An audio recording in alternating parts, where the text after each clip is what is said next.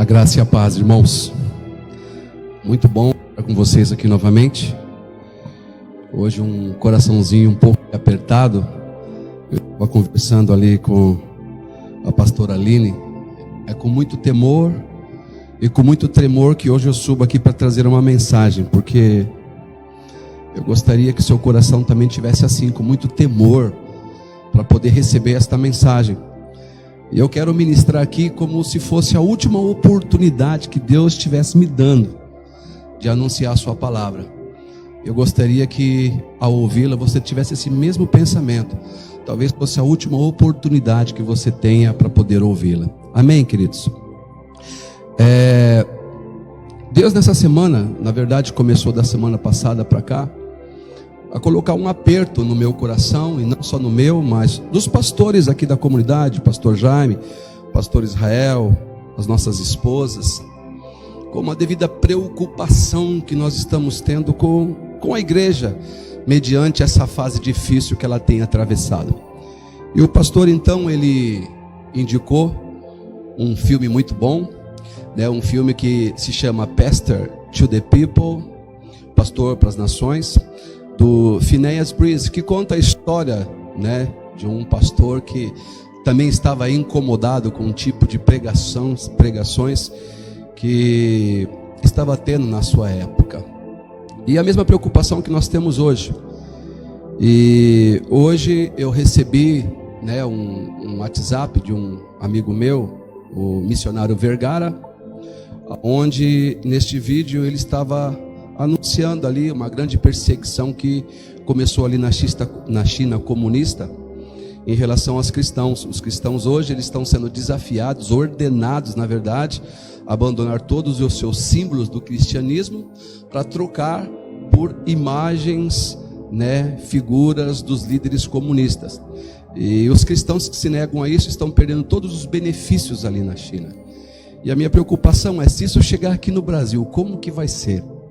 Então eu quero ser um atalaia de Deus na sua vida nessa noite, para te dar uma direção, para te alertar mediante a tantas coisas que estão por vir ainda. E quero preparar o seu coração e levar você a fazer uma reflexão, amém? Na sua caminhada cristã. Então abra a sua Bíblia comigo. Eu quero ler aqui duas parábolas com você, que está lá no Evangelho de Mateus, no capítulo 13. Tá? Eu vou ler aqui, enquanto você procura, Mateus, capítulo 13, versículo 44. Ele diz assim: o reino dos céus é como um tesouro escondido que um homem descobriu num campo. E em seu entusiasmo, na sua alegria, ele o escondeu novamente. E vendeu tudo o que tinha, e com o dinheiro da venda, ele comprou aquele campo. Mais adiante no versículo 45, ele dá continuidade, dizendo: o reino dos céus também é como um negociante, que procurava pérolas da melhor qualidade. E quando descobriu uma pérola de grande valor, ele vendeu tudo que tinha, e com o dinheiro da venda, ele comprou a tal pérola. Amém, amados? Bom, nós temos aqui duas parábolas, dois personagens diferentes. Aqui a primeira, ela conta de um homem que possivelmente era um homem pobre, estava passeando num campo, um lugar qualquer, um terreno baldio, e de repente ele se depara com um tesouro. E diz aqui que aquele homem então, ele cheio de alegria, ele pega aquele tesouro, ele esconde aquele tesouro, ele vai para a sua casa e começa a vender tudo que ele tinha. Eu fico imaginando a satisfação de ter encontrado aquele tesouro, que aquele homem começa a vender tudo. O que eu tenho para vender? Começa a vender os seus móveis, começa a vender ali os seus bens, a ponto de dizer: pô, se for preciso vender a minha vida por causa desse grande tesouro que eu encontrei, eu vendo, mas eu quero esse tesouro para mim. E fala de um homem que possivelmente era um homem rico, era um negociante de pérolas. E este homem, ao encontrar, ele estava em busca de uma pérola diferente. Ele vai, e quando encontra, ele vende toda a sua coleção de pérolas para poder comprar aquela que ele havia encontrado. E é muito interessante isso. Agora, Isso já nos dá um norte de que o Evangelho, ou seja, o reino de Deus, é um reino que é acessível para todas as pessoas. Indiferente delas serem ricas ou pobres, o reino de Deus está disponível. O reino de Deus está disponível para você que está me ouvindo aí. Só que, qual a alegria quando nós nos deparamos com esse reino? Hoje uma das grandes preocupações que nós pastores temos é: será que essa alegria de ter sido resgatado de um reino que era das trevas e ser conduzido para o reino da maravilhosa luz do Senhor tem te dado alegria ao seu coração? Porque diz aqui essa palavra que esse homem, ele ficou muito feliz. Ele foi a ponto de vender tudo que ele tinha, vendeu tudo. E eu me recordo, uma ilustração que eu ouvi numa das ministrações, uma história que fala a respeito de um garotinho. Esse garotinho, ele estava brincando com o seu carrinho. Esse seu carrinho era velho, faltavam algumas rodinhas dele, mas era tudo que ele tinha, era uma alegria por completo. Ele ficava lá com aquele carrinho. Uma criança se diverte por ter alegria. E a mãe dele, incomodado com aquele brinquedo, disse: para, joga esse brinquedo fora, você não está vendo que esse brinquedo está quebrado? Mas era tudo que ele tinha. Aí esse pastor então lhe disse: você quer arrancar um brinquedo quebrado da mão de alguém? De uma mão de uma criança? Compra um novo. Pega o novo e apresenta o novo e mostra que esse novo é melhor do que aquele velho que ela está brincando todo quebrado. Então aquela mãe comprou o novo e deu, e a criança sem pensar. Assim é o Evangelho também. Nós viemos de outras tradições, e eu sei que é difícil quando a gente vai falar do amor de Deus, vai falar do Evangelho para as pessoas, porque falar: eu já tenho a minha religião, estou contente com ela. E por que essa pessoa não de repente abandona todas as suas tradições e mergulha de cabeça, ou seja, de coração no Evangelho? É porque talvez tenha faltado para nós como igreja hoje mostrar o porquê que ela é bom, porquê que nós estamos oferecendo uma coisa melhor. Amém? Agora, eu quero nessa noite te levar a refletir comigo. Se de repente você tem percebido que existe algo de errado da maneira que nós temos apresentado o Evangelho, a maneira como nós temos que apresentar Jesus Cristo. Eu não gosto muito de ouvir rádio, mas todos os dias eu tenho que ir para Iracemápolis a trabalho. Então esses dias eu tenho colocado em algumas rádios, e às vezes eu confesso para você, mesmo sendo rádios evangélicas, meu coração se entristece demais. Sabe por quê? Porque o reino de Deus tem sido negociado de maneiras tão ridículas. Sabe, é um evangelho de venha fazer uma campanha de 7 sexta-feiras aqui para você restaurar o seu casamento. É um evangelho de facilidade. Venha para Jesus Cristo aqui, porque aqui você vai ter a sua vida mudada, a sua vida profissional, ministerial, a sua vida financeira pode ser transformada. Ou seja, nós somos mercadores do reino de Deus. Isso me entristece demais, porque não era dessa maneira que eu gostaria que fosse apresentado. Sabe, porque eu sei, podemos ser abençoados se nós nos dedicarmos ao Evangelho, se nós guardarmos e aplicarmos todas as ensinanças da palavra de Deus, nós vamos ter sim um casamento totalmente restaurado. Agora, às vezes é mais fácil você entrar numa igreja e pegar uma rosinha ungida com o propósito de ir para sua casa e restaurar o seu casamento, mas aplicar o que a palavra de Deus diz: marido, honra a sua esposa, mulher, seja submissa ao seu esposo, pai, não provoque a ira do seu filho, filhos. É mais difícil, não é verdade? E a gente prefere um evangelho de facilidade. Então o reino de Deus, ele tem sido apresentado de uma maneira negociável. E é por isso que a gente não encontra pessoas hoje dispostas a abandonar toda a sua vida, todo o seu passado e viver aquilo que o evangelho ele proporciona para a pessoa e o que o evangelho indica para a pessoa. Então é difícil. Agora, Jesus hoje tem sido apresentado de uma maneira diferente do que era no início da igreja. Eu não sei se você sabe, nós estamos apresentando um Jesus, não aquele que salva, aquele que sara, aquele que restaura, mas é um Jesus. Eu apresento Jesus para as pessoas de acordo com a necessidade da pessoa. Como eu disse, se há um problema de casamento, olha, eu apresento um Jesus que pode restaurar o seu casamento. Se há um Jesus, se a pessoa está com problemas financeiros, eu posso apresentar um Jesus que vai resolver, vai pagar todas as suas contas. E não é isso. Eu não sei se você sabe, existem 3 maneiras de se apresentar Jesus Cristo. Eu quero que você se detenha um pouco nessas 3 maneiras. A primeira maneira que nós, como pastores, às vezes negligenciamos apresentando Jesus, é apresentar o Jesus histórico. Sabe, é um Jesus que está descrito, né, lá em Mateus no capítulo 13, 55, quando as pessoas olhavam para Jesus e diziam assim: escuta, esse aí não é Jesus, filho de Maria? Não está aí os seus irmãos?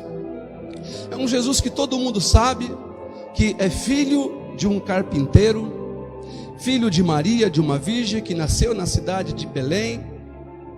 Um Jesus que curava, fazia isso, fazia aquilo.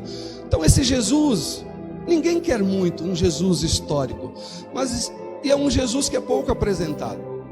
Somente aqueles que se dedicam a conhecer da palavra de Deus é que realmente mergulham nas Escrituras e acabam conhecendo a verdadeira história de Jesus. Porém, a segunda maneira de apresentar Jesus é um Jesus místico, e esse é o que mais me preocupa, o Jesus místico, porque lá em João, no capítulo 12, versículo 37, diz assim: olha, mas embora Jesus tivesse realizado tantos milagres, muitas pessoas não creram nele. Hoje nós vemos muitas igrejas, como que eu posso dizer, cheias, muitas igrejas lotadas, porque a maioria das pessoas tem buscado esse tipo de Jesus. O Jesus místico é esse Jesus que cura, é esse que sara, é esse Jesus que te liberta das drogas, é esse Jesus que pode, sabe, mudar a sua vida financeira, se você fazer as campanhas e fazer isso. Esse Jesus místico, as pessoas têm procurado ele demais. Agora, Jesus não veio para isso. É claro que se a gente estiver com a nossa fé em Jesus, eu sei que Jesus pode te libertar, Jesus pode te curar, Jesus pode restaurar, Jesus ele pode mudar a sua história. Mas Jesus não veio para ser anunciado dessa maneira, porque está chegando um grande tempo onde vai ser dado poder ao anticristo para realizar sinais e maravilhas miraculosos. E a Bíblia fala que até aqueles que creem no Senhor Jesus Cristo vão ser enganados. Então eu não devo basear a minha fé em Jesus nos milagres. Eu não devo basear a minha fé em Jesus naquilo que eu vejo. Eu não sei se você se recorda de Tomé, quando os discípulos haviam falado para ele que Jesus havia se manifestado no meio dele depois de ter morrido e ressuscitado. Tomé disse: não, eu só acredito vendo, eu só acredito se eu colocar os meus dedos nas suas feridas. E Jesus então aparece para ele e diz: Tomé, põe aqui o seu dedo nas minhas feridas, Tomé. Tomé, mais bem-aventurado é aqueles que não viram, mas creram. Então eu não quero colocar a minha fé naquilo que eu vejo, sabe, porque a palavra de Deus também diz que aquilo que os olhos eles não viram, aquilo que os ouvidos não ouviram, e aquilo que sequer desceu ao coração do homem, pode ser comparado com a glória que há de vir. A minha fé em Jesus, ela vem de algo que eu decidi crer, por saber que alguém morreu numa cruz pelos meus pecados. E a terceira maneira de você realmente mostrar a Jesus Cristo, ela está descrita lá no Evangelho de João, no capítulo 1, versículo 29, que diz assim, sabe, quando João, ele olha e diz e aponta: eis aí o Cordeiro de Deus que tira o pecado do mundo. Irmãos, quando a gente conhece esse Jesus Cristo, que tira o pecado do mundo, um Jesus que perdoa as minhas transgressões, mesmo eu sendo tão falho, decidiu me amar, a ponto de entregar o seu Filho, por amor a mim, eu faço como esses 2 homens da parábola. Eu deixo as coisas que para mim tinham valor lá no mundo, e começo a dedicar a minha vida e todos os meus esforços por causa desse tesouro que eu encontrei. Jesus Cristo para mim é o maior tesouro que eu já encontrei na minha vida.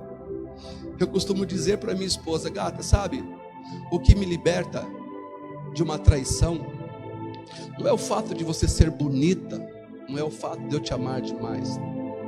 Primeiramente vem o temor que eu tenho por Deus, sabe? Isso, aonde eu estiver, eu quero que o seu coração se tranquilize, porque antes de pecar contra você, eu pecaria contra ele. Mas Jesus é um tesouro tão precioso que eu decidi esconder aqui dentro do meu coração. O salmista Davi disse: olha, eu escondi a tua palavra no meu coração. Sabe para quê? Para não pecar contra ti, Senhor. Então, quando a gente conhece esse Jesus que tira o pecado do mundo, a gente o considera como o maior valor da nossa vida, porque a gente passa a acreditar em tudo aquilo que ele diz que eu sou, diz o que eu vou conseguir. Então eu creio nisso, né? A palavra de Deus lá em 1 Coríntios, no capítulo 15, se não me falha a memória, versículo 19, o apóstolo Paulo, ele diz assim: olha, se a nossa esperança em Cristo Jesus se basear apenas naquilo que é terreno, nós não passamos de pobres miseráveis. Querida, a nossa esperança como igreja não deve ser naquilo que nós estamos vendo, não deve ser em coisas. A prosperidade, ela pode te alcançar sim. Deus, eu creio, a maior vontade de Deus é que todos os seus filhos sejam prósperos. Eu queria fazer uma brincadeira aqui. Pastor Jaime, o senhor pode vir aqui um minutinho? Posso usar a pessoa do senhor? É uma brincadeirinha, sabe por quê? Porque tem muito crente que está em busca desse Jesus místico. E o Jesus místico é aquilo que eu disse para você: vou em busca da bênção. Só que se esquece que a palavra de Deus no Deuteronômio diz que as bênçãos alcançarão, não é verdade? Pastor, então o senhor vai tentar me pegar. Eu sou a bênção, o senhor é o cristão, você vai me pegar. Vai me pegar, pode me pegar. Vem me pegar, o senhor está aflito para me pegar. O senhor quer a bênção, o senhor quer a bênção, e a bênção está correndo atrás do senhor. Eu fico correndo, e o senhor correndo atrás de mim. E sabe quando isso acaba? Nunca. Obrigado, pastor. É só uma ilustração, sabe por quê, gente? O propósito de Deus já é te abençoar, mas o problema é que você fica correndo atrás da bênção, e a bênção correndo atrás de você. Aí fica esse pega-pega. Agora, o dia que eu decido descansar no Senhor, o dia que eu decido crer nesse Jesus que veio ao mundo, me resgatou do império das trevas, me libertou da escravidão do pecado, existe uma promessa que as bênçãos me alcançarão. Então eu descanso no Senhor. Eu não preciso mais fazer campanha de sétimos dias para prosperidade. Eu não preciso, porque tem muito cristão assim ainda, indo fazer campanha para prosperidade, e se esquece que existe uma promessa. Olha, basta você ser fiel nos seus dízimos, nas suas ofertas, eu tenho as janelas todas do céu para poder derramar bênção sem medida sobre a sua vida. Olha como que é a questão. Só que os nossos olhos, eles precisam, sabe, ver. As nossas mãos precisam palpar. A gente está acostumado a crer naquilo que os nossos olhos vê. Porém, diz a palavra de Deus em Hebreus que a fé é o fim e fundamento das coisas que se esperam, a prova daquelas que não se vê. É realmente crer nesse Jesus que morreu pelos seus pecados, desse Jesus que morreu pelos meus pecados, esse que é o Cordeiro de Deus, que se Ele prometeu, Ele é fiel para poder cumprir, meu irmão. E a minha grande preocupação, esse aperto que eu tenho no meu coração é justamente essa: que tipo de Jesus que você tem pregado às pessoas? Que tipo de Jesus que você tem buscado?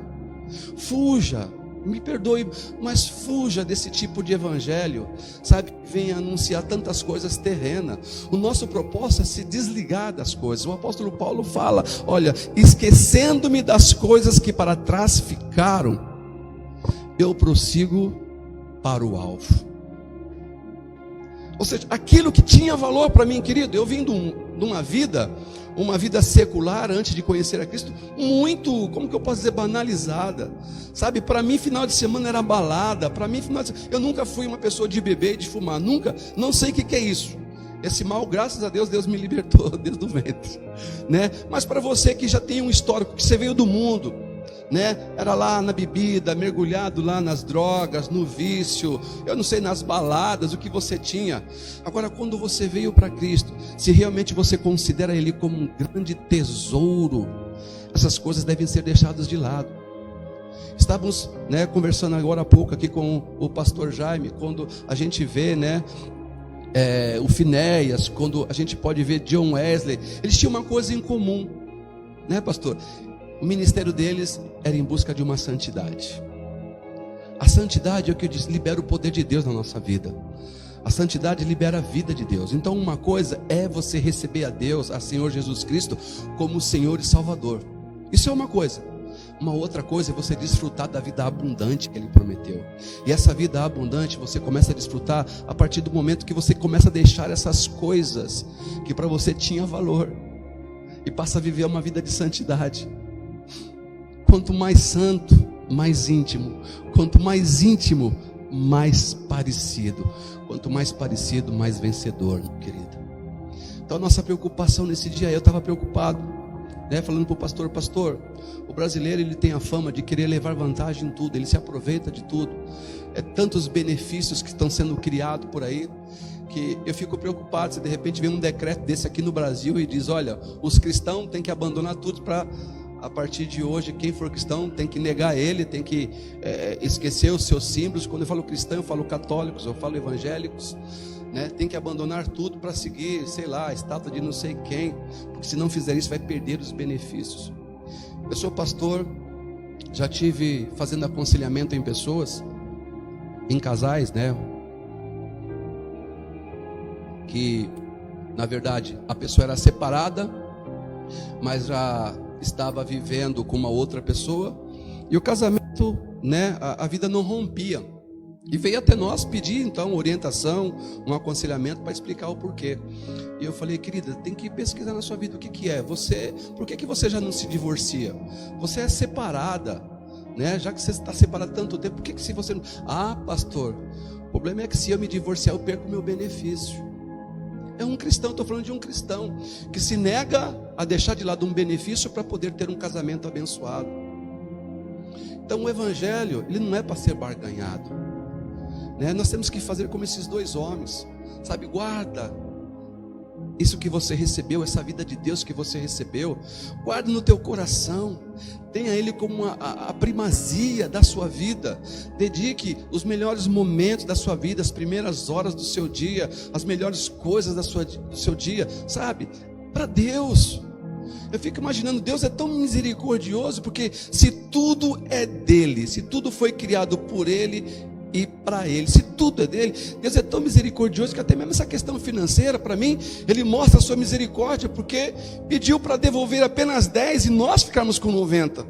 Agora, se é dele, eu falo, pastor Jaime, 10 é seu, 90 é meu.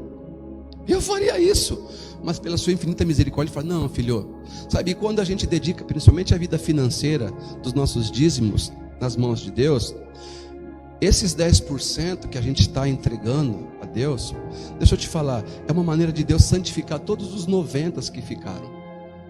Então quando eu faço isso, não é um segredo, né, essa questão de prosperidade, você não vai alcançar fazendo campanha, é mediante a sua fidelidade. Você não vai ter um casamento abençoado, meu querido, fazendo campanha, trazendo rosinha ungida, trazendo sal grosso para dentro de casa. Hoje tem até vassoura para varrer as coisas dentro de casa, os mausoleados, sei lá o que é. Querido, isso aí é uma macumbaria evangélica que está sendo criada dentro da própria igreja.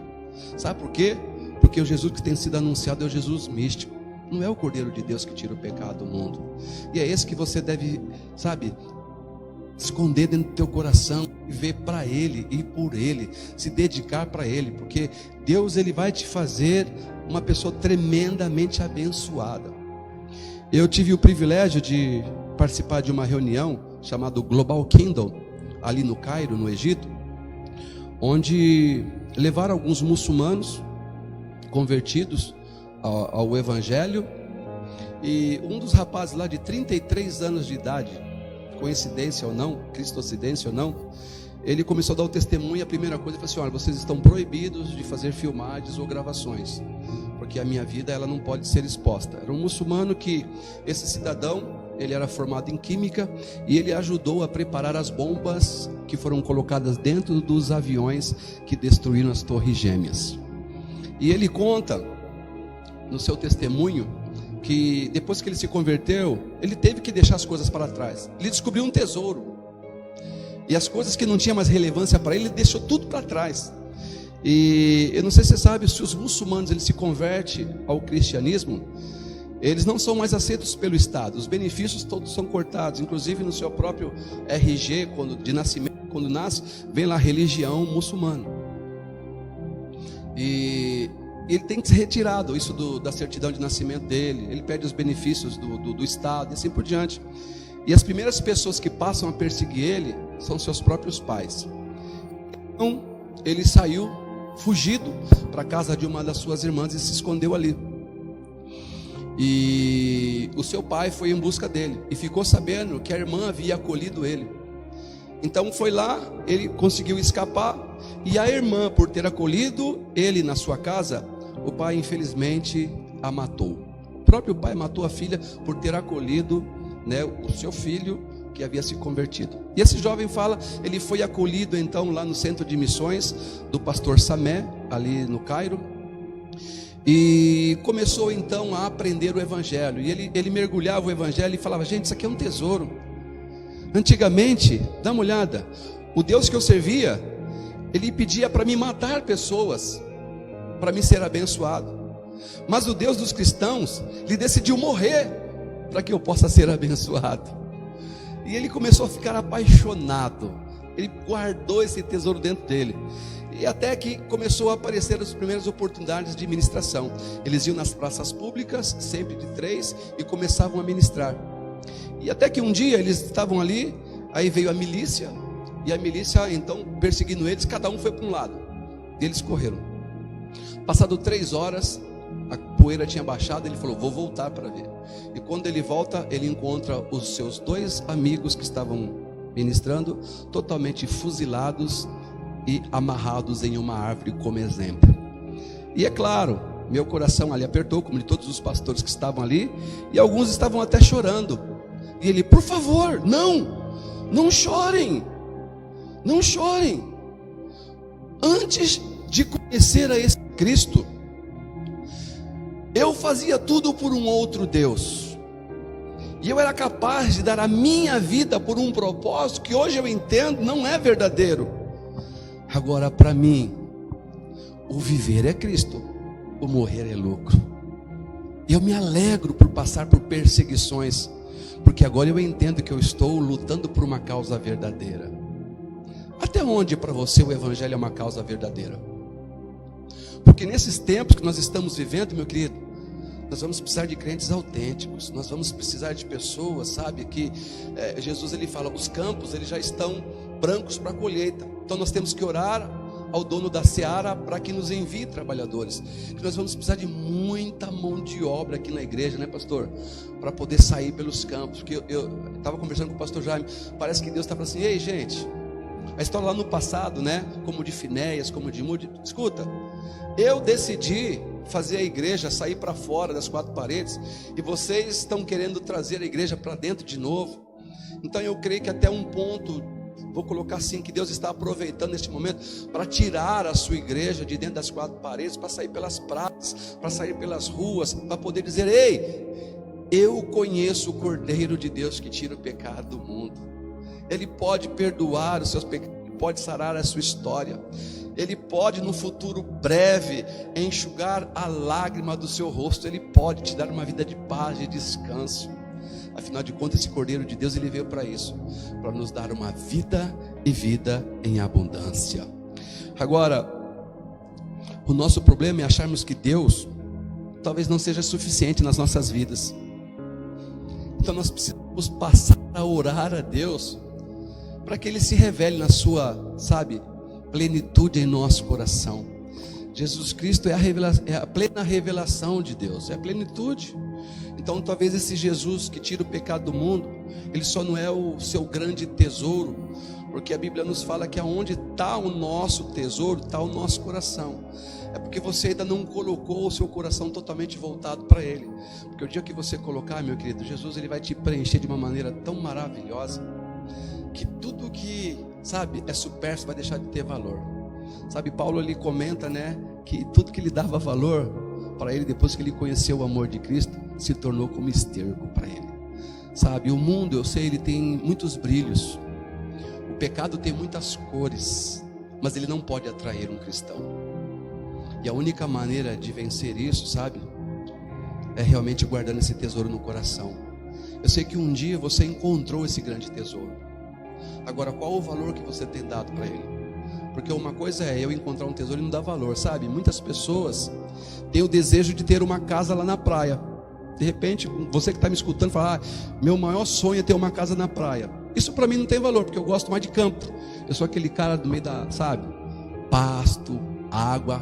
Então, se você me oferecer uma casa na praia, eu não dou valor nenhuma. Não gosto, a não ser que seja lá para deixar lá para locação, para fazer dinheiro. Porque eu, particularmente, desfrutar eu não gosto. Mas para alguém, aquilo tem muito valor. Então, nós só damos valor àquilo que a gente realmente considera importante. Então, que nesses dias, meu querido, você passe a dar valor a esse tesouro que um dia você encontrou. Que realmente você possa enterrá-lo no teu coração, sabe? Épocas difíceis nós vamos viver, mas nós temos uma promessa que se Jesus ele venceu, nós também podemos vencer. O evangelho que Jesus anunciou não foi esse de facilidades, foi esse: olha, ainda que vocês venham para mim, vocês no mundo vocês ainda vão tendo aflições, mas tenha bom ânimo, eu venci o mundo. O que quer dizer? Olha, depois que meu pai deixou de morar em templos construídos pela mão do homem, ele decidiu escolher corações. Aonde ele vem, ele bate, e se a pessoa abre o seu coração, ele passa a viver com ela e muda a sua história e faz dela um grande vencedor. E ali em Apocalipse 3, no versículo 20, quando o Espírito Santo leva João a escrever a carta para a igreja,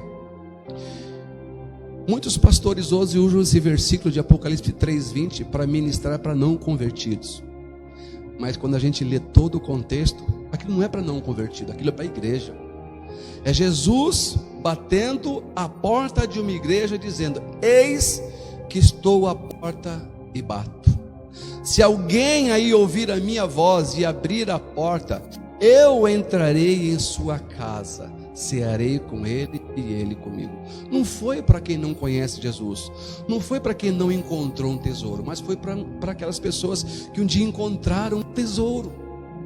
Jesus está batendo hoje nas portas das igrejas: ei, deixa eu entrar, deixa ser um contigo. Se você me permitir ser um com você, todas as promessas descritas nesse livro estarão a seu favor. Então, meu querido, o que tem te prendido ainda, que te impede de você realmente se ver livre para o evangelho? Será que as festas? Sabe, porque eu vejo essa pandemia, pessoas se arriscando, primeiro, a contaminação, segundo, a pagar multas caríssimas. Mas por que eles estão lá ainda naqueles baile funks? Porque o tesouro deles é aquilo ali. Aquilo é o que lhe dá importância. Eu sei que hoje existe um decreto que proíbe, a aglomeração de pessoas. Mas eu pergunto, se fosse liberado, no próximo domingo você estaria aqui na igreja? Seria de grande importância para você esse tesouro que um dia você encontrou? Então faça uma reflexão na sua vida. Eu não vim aqui para te acusar, meu querido. Eu vim aqui para te alertar. Porque a história está aí. China proibindo os cristãos de adorar as imagens, os símbolos cristãos. E é engraçado que o nosso país começou a vender várias companhias. Para quem? Para a China. A vacina que está sendo testada para acabar com esse vírus está vindo da onde? Da China. Ou seja, de uma maneira, para mim, tão sutil, eles estão querendo apresentar a China como um grande amigo nosso, um grande aliado nosso. E daqui a pouco o decreto vai: se lá na China funcionou, tem que funcionar aqui também. Comunismo puro, tá? Não quero pregar aqui política, porque nem entende política, mas estou te alertando como um atalaia de Deus para o cenário que está sendo pintado. Então faça uma reflexão na sua casa, tá? De que tipo de Jesus que você tem vivido e que tipo de Jesus que você tem mostrado para as pessoas. Faça essa reflexão e ore a Deus, como nós aqui incessantemente estamos orando a Deus. Para que aquele fogo do primeiro amor venha arder dentro dos nossos corações. Sabe, aquele que te levava a você falar com seus amigos na escola, na fila de um banco. Era aquele que, sabe, Jesus, que você anunciava com uma fé tão imensurável. Uma fé que eu me recordo, quando um irmãozinho novo convertido me procurou para anunciar, pastor, né? A gente foi tomar um café na casa dele. Ele tinha comprado um terreno, só que lá na cidade que eu morava é muito morro. E lá você tem que cavar um buraco e entrar no meio do morro, né, para construir sua casa. Então saiu muita terra e ficou aquela montanha de terra na frente da casa dele. Aí aquele cidadão, ele chega e fala assim: pastor, não tem uma parte na Bíblia que diz assim, que se nós tivermos fé do tamanho de um grão de mostarda, nós vamos dar uma ordem ao monte, e esse monte vai sair daqui e vai ser lançado no mar? Eu falei: tem. Vamos orar então, pastor, porque eu não sei o que eu vou fazer com essa terra aqui. Eu falei: vamos orar, irmão. Você conhece a oração de concordância? O que é isso? Um ora e o outro concorda. Então você ora que eu concordo, né? E aquele irmão, Senhor Jesus, novo convertido, mas com o coração ardendo na fé, tinha descobrido um grande tesouro. Senhor Jesus, de acordo com a tua palavra, Pai, Senhor, eu quero determinar e quero ordenar que esse monte saia da minha casa agora, no nome de Jesus. E eu lá: amém, amém, amém. O irmãozinho terminou de orar, o monte estava lá ainda, e ele falou: pastor, o monte está lá. Eu falei: querido, você lembra da história de Naamã? Naamã teve que dar 7 mergulhos, o milagre acontecer. Não é assim, tem coisas que Deus faz agora no ato, e tem coisas que é com o passar do tempo. Isso era num sábado. Aí na segunda-feira à noite o cidadão me liga: pastor, o senhor não sabe da maior. Eu falei: o que foi, meu amado? Lembra daquela oração que nós fizemos por causa do monte lá que estava na frente da minha casa? Eu falei: lembro. Pastor, eu estava aqui em casa, bateram palma aqui e me perguntaram: escuta, o que você vai fazer com essa terra aí? Ele: não sei. Eu falei: escuta, nós somos da prefeitura e nós estamos fazendo um aterro numa área que a chuva demoliu aqui, fez um negócio, e estamos precisando de terra. Será que a gente pode remover essa terra e levar para lá? E removeram tudo a montanha que estava na frente daquele cidadão. Então esse tipo de fé, sabe, que eu quero que Deus nos leve a sua igreja a acreditar verdadeiramente o que está contido aqui na palavra. Porque o problema da gente é a maturidade, né? A maturidade às vezes nos deixa surdo para as coisas de Deus. Você lembra de Eli? Eli foi assim. Eli, com o passar do tempo, se esqueceu dos mandamentos de Deus, esqueceu da voz de Deus, a ponto de, né, a ponto do profeta lá, Samuel, ir lá 3 vezes e falar: o que você está me chamando? Ele falou: não estou te chamando não. Até que caiu a ficha depois da 3ª vez. Falou: olha, quando você ouvir a voz, diga: eis-me aqui, Senhor.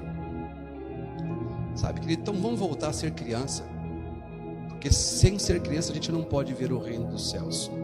Então essa é a reflexão, essa mensagem que eu tinha que passar para você hoje. Então que você realmente reflita e peça para Deus ser revelado na sua plenitude ao seu coração, porque eu tenho certeza que você vai ser usado de uma forma poderosa nas mãos dele nesse tempo que nós estamos vivendo. Amém, meu querido? Baixa a sua cabeça onde você está aí. Eu não sei, eu quero fazer algo aqui, talvez, não sei se um pouco ousado ou não. De repente você enviou esse link para alguma pessoa, amiga sua, que talvez não seja cristão. E quando nós estávamos comentando aqui sobre John Wesley, uma coisa que me marcou na vida daquele homem foi que depois de um sermão ele disse: agora vocês vão para sua casa, reflitam em tudo que eu falei, e no próximo culto vocês decidam se aceitam a esse Cordeiro de Deus que tira o pecado do mundo ou não. E as pessoas foram para sua casa, e durante a noite teve um grande incidente no vilarejo, e muitas pessoas perderam a vida sem ter tido a oportunidade de aceitar Jesus. E ele então decidiu, ele não fazia nenhum sermão sem depois, não vou dizer fazer um convite, porque Jesus não é um convite para ser recebido, mas te dar uma oportunidade de ter um encontro com esse grande tesouro. Então, se de repente você está aí, eu quero fazer uma oração com você e quero que você repita comigo, tá? E eu creio que pelo menos, sabe, Deus vai fazer uma obra aí, essa pessoa que está nos escutando. Fecha seu coração, você que realmente quer ter um encontro com esse tesouro. e quer ter a sua vida mudada. Amém? Feche os seus olhos, fecha aí, coloca a mão no teu coração e repita assim comigo: Deus, eu reconheço a minha condição de pecador e sei que a única maneira de me ver livre da escravidão deste pecado é abrindo meu coração e confessando a Jesus Cristo como meu Senhor e meu Salvador. Eu te peço, Deus, perdoa agora os meus pecados, me recebe como teu filho, escreve o meu nome no livro da vida, porque a partir de hoje eu me declaro propriedade exclusiva de Jesus Cristo. Amém? Se você que está nos ouvindo, você fez essa oração, creia. Hoje você deixa de ser uma criatura e passa a ser filho de Deus, e como filho você tem aqui mais de 8.000 promessas à sua disposição. Amém, amados? E quero aproveitar agora e orar por você que nos escutou, você que é da igreja. Fecha os seus olhos aí também. Receba essa oração em nome de Jesus. Pai Celestial, obrigado, Senhor, por despertar em nossos corações esse temor, Pai, pela obra que o Senhor designou a nós. Obrigado, Senhor, por nos apresentar o reino de Deus como um grande tesouro. Pai, a minha oração, Senhor, é para que a tua igreja, ela seja despertada nesse tempo. Se o Senhor me colocou aqui, Pai, como um atalaia, é isso que eu quero fazer. Anunciar, Senhor amado, o que está por vir, Pai, e preparar a tua igreja, despertar a tua igreja, para continuar guardando, Deus, esse azeite, porque logo logo o nosso noivo está retornando, Pai, e que ele encontre a sua igreja, Pai, ainda, Senhor, com fé, ainda, Senhor, crendo em ti, Deus. Em nome de Jesus, Pai, fortalece a esse meu irmão que está aí, Senhor, fraco na fé. Senhor, que o Senhor levante aquele que já está caído. Que o Senhor, ó Deus amado, permita, Pai amado, que os teus servos, que os teus filhos possam ser despertados nessa noite a ir em busca das ovelhas que se perderam no meio do caminho, Pai.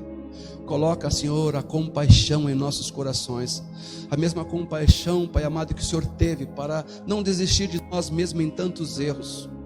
Que o Senhor nos leve, Pai, a uma reflexão e nos leva, Senhor amado, nessa noite, Pai, a verdadeiramente abrir o nosso coração pelo Senhor estar batendo a porta e passar a partir de hoje ter uma vida diferente, Senhor amado. Eu declaro saúde espiritual, declaro alegria do Senhor sobre esta vida, declaro, Senhor amado, hoje o cumprimento das tuas promessas e que de novo venha acender o chamado que um dia o Senhor colocou no coração deste meu irmão, desta minha irmã, para a honra e glória do teu nome. Amém, amado?